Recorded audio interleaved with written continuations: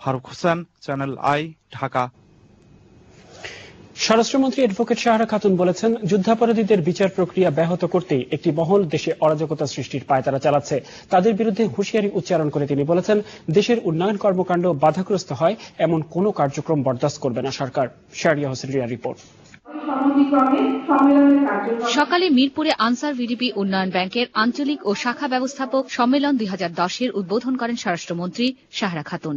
উদ্বোধনী ভাষণে স্বরাষ্ট্রমন্ত্রী বলেন, অন্য যে কোনো সময়ের চেয়ে বর্তমানে দেশের আইন শৃঙ্খলা পরিস্থিতি ভালো।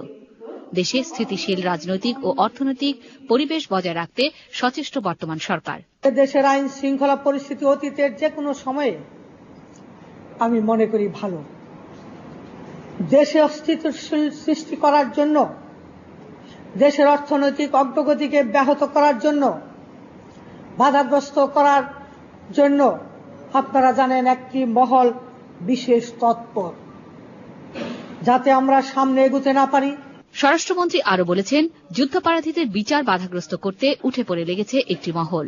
তাদের এই ষড়যন্ত্র প্রতিহত করতে সবাইকে ঐক্যবদ্ধভাবে কাজ করার আহ্বান জানিয়েছেন তিনি।